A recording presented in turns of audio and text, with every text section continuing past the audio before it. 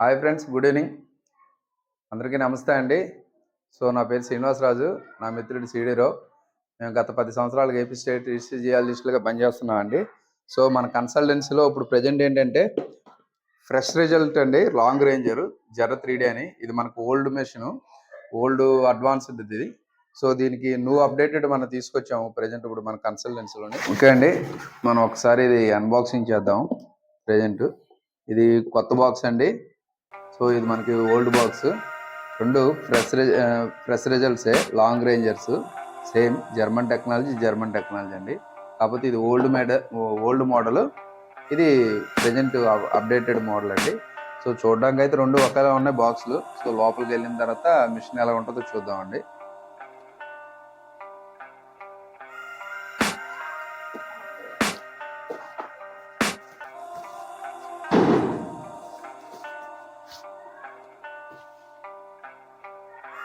So ఇది machine అండి. So ఇది పాతదండి. కాకపోతే ఏంటంటే ఇక్కడ ఆప్షన్ దగ్గర తేడా ఉందండి. ఇక్కడ ఓకే బటను, ఇక్కడ కింద యారో సింబల్, ఆన్ బటన్ ఇవి వేరేగా ఉన్నాయి. ఇది కొంచెం ఇదిగా ఉంది. సో ఇది అప్డేటెడ్, ఇది న్యూ మోడల్ మనకి. సో ఇది కొంచెం పాతది కాబట్టి ఇది ఇలా ఉంది. సో దీన్ని మొత్తం అన్ని చూద్దాం ఒకసారి.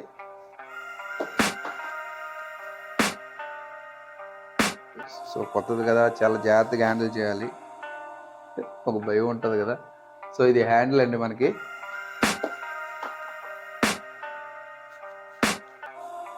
సో ఇది మనకి యాంటీనా, మెయిన్ యాంటీనా ఇది. సో ఇది కూడా మనకి యాంటీనే. సో డౌన్ పెడతాం కదా మనం యాంటీనా, ఇది కూడా యాంటీనే. ఇవి రిసీవర్స్ అండి మనకి, సిగ్నల్ మెయిన్ సిగ్నల్ ట్రాన్స్మిటర్స్ అంటాం వీటిని, మెయిన్ రిసీవర్స్. ఇది వచ్చేసరికి యాంటీనా మనకి. సో ఇలా మనకి వాటర్ ముందు వెళ్తుంది కదా, సో మనకు వాటర్ లేయర్స్, టేబుల్స్ ఏమైనా చూసుకోవడానికి ఇది మామూలుగా ఇట్లా క్లోజ్ చేసుకోవచ్చు వెళ్ళేటప్పుడు. సో ఇది రొటేషన్ వేసేటప్పుడు ఇది క్లోజ్ చేసుకోవాలి ఇలా. సో ఇది main receiver. First antenna బిగిద్దామండి.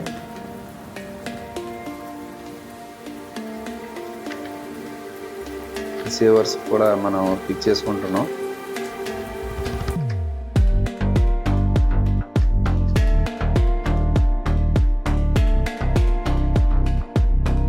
So ఫైనల్గా మనం హ్యాండిల్ కూడా పెట్టుకోవాలి. సో ఓకే, ఇదండి. ఓకే అండి, మనకి ఇది ఓల్డ్ జర్ర అండి. మనకి ఇది ఆల్రెడీ మనం యూజ్ చేస్తున్న జర్ర ఇది. ప్రజెంట్ మనం కొత్తగా కొన్న జర్ర అండి. ఇది బాగుంది, చాలా మోడల్ బాగుంది, చాలా బాగుంది. సో దీని యొక్క పర్ఫార్మెన్స్ మన ఫీల్డ్లో అబ్జర్వ్ చేయాలి.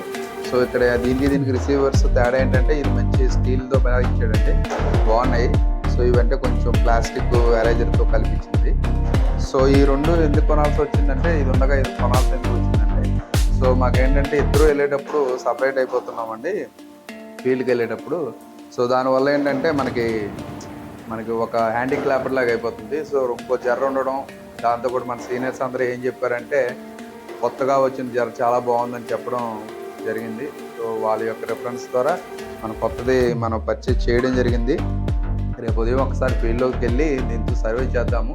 దీని యొక్క డేటా ఎలా వస్తుందా ఏంటి అనేది మనం చూసిన తర్వాత దీన్ని కంపారిజన్ చేసుకున్నాం. సో కంపారిజన్ చేసుకున్న తర్వాత ఈక్వల్గా వచ్చిన తర్వాత మళ్ళీ మన సెకండ్ ఒపీనియన్తో పిక్యూడబిలిటీ కానీ ప్లస్ ఎస్ఎస్ఆర్ కానీ మనం ఇటు ఎలాగా డేటా తీసుకుంటాం, మీకు తెలిసిందే ఇదంతా. దీని ఒక్కదాని మీదే మనం ఎప్పుడు డిపెండ్ అవ్వం. మన కన్సల్టెన్సీలో ఎప్పుడు కూడా 2 టైప్స్ ఆఫ్ మెషిన్స్ ఖచ్చితంగా యూజ్ చేస్తామండి. మనం ఒకే మెషిన్స్ యూజ్ చేసి దాని మీదే ఫిక్స్ అయిపోయి ఉండదు మనకి. ఎందుకంటే సో ఎన్ని మెషిన్స్ యూజ్ చేసినా కూడా అల్టిమేట్గా కస్టమర్కి అనే వాళ్ళకి మనకి ఫైనల్గా మంచి రిపోర్ట్ ఇవ్వడానికి మనం ప్రయత్నం చేస్తున్నాము. సో అందువల్ల మనకి దీంతో మీకు తెలిసిందే, సో మనకున్న ల్యాండ్ మొత్తం అంతా మనకి ఒక క్యాచ్మెంట్ ఏరియాస్ కానీ లీనేషన్స్ కానీ మనం పట్టుకొని దీంతో ఫైనల్గా సర్వే చేసుకొని దాని తర్వాత మన సెకండ్ ఒపీనియన్ మిషన్ పెట్టుకుంటున్నాము. అగ్రికల్చర్ పర్పస్ అయితే రెసిస్టివిటీ మీటర్ వాడుతున్నాము. సో అదే డొమెస్టిక్ పర్పస్ అయితే పిక్యూడబిలిటీ వాడుతున్నాము. సో ఈ కొత్తగా వచ్చిన దగ్గర నుండి మనకి ఇంకా హెల్ప్ అవుతుందని ఆశిస్తున్నాము. సో ఇదండి మన కన్సల్టెన్సీలో కొత్తగా వచ్చిన మిషన్ని. సో మన అందరూ ఆహ్వానిద్దాం. సో దీని యొక్క పెర్ఫార్మెన్స్ కూడా బాగుండాలని కోరుకుందాము. ఇది ప్రజెంట్ మనం ఫీల్డ్లోకి వచ్చామండి. ఈ ఫీల్డ్లో జర్రతో మనం సర్వే చేస్తున్నాము.